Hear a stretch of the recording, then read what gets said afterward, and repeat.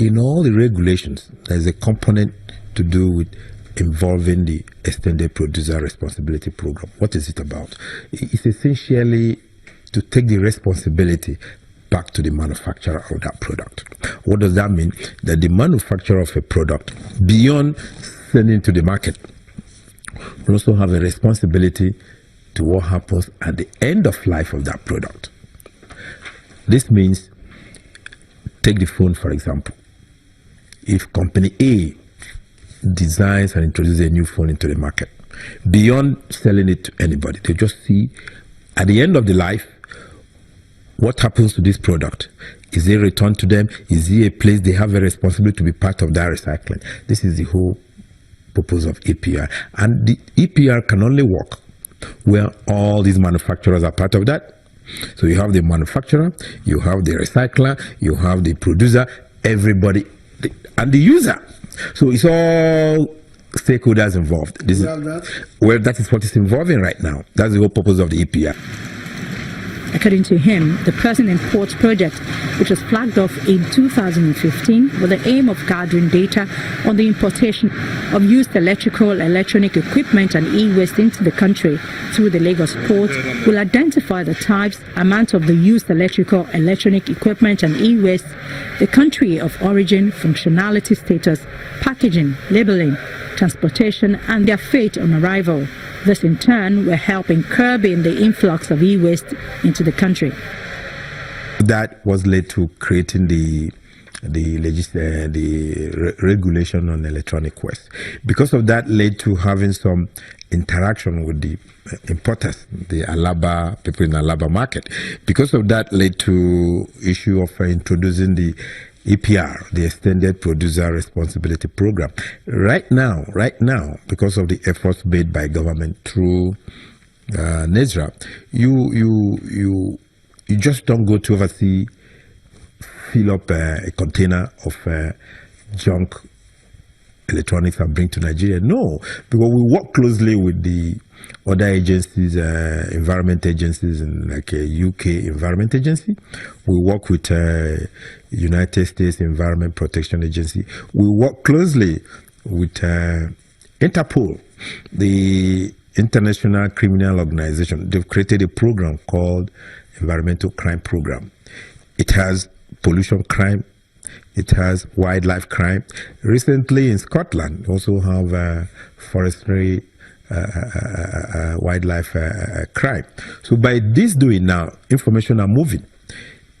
If there's an alert, somebody somewhere suspected that a ship or a container is coming to Nigeria, is carrying electronic waste, our agency is contacted and we quickly come up in Nigeria. We have what is called the National Dump Watch. This program involves the police in the port, the customs, NIMASA, Navy. Everybody has responsibility in the port. They're all involved, and they've helped very much. The couple of times our Navy, through their territorial patrols, when they are communicated, informed properly.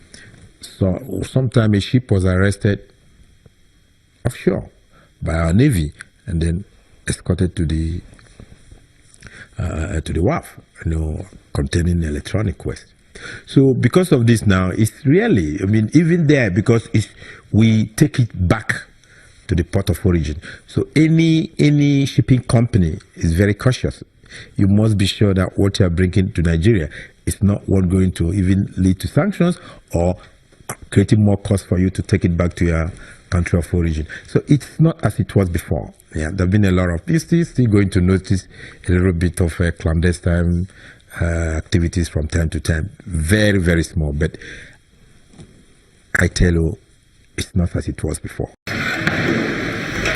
Electronic goods are made up of hundreds of different materials and containing toxic substances such as lead, mercury, cadmium, arsenic, and flame retardants. An old-style cathode ray tube computer screen can contain up to 3 kilograms of lead. Once in landfill, these toxic materials seep out into the environment, contaminating land, water, and the air. In addition, devices are often dismantled in primitive conditions. Those who work at these sites suffer frequent bouts of illness. In Nigeria, Those commonly affected by the harmful act are laborers dismantling the electronic devices, scavengers, as well as members of the public within the vicinity of the landfills. We sent the scavengers. They go to the market, go around house to house, pick up this scrap. When they get there, they pay a little token to collect it. When they get there, we use screwdrivers, hammers, and sometimes stones to break them, which is not the real way to go about it. No protection. Sometimes when you break it, the gas you inhale it, it's not healthy for our people. If you are sick, it's like when you make a naira, the next day the naira is gone.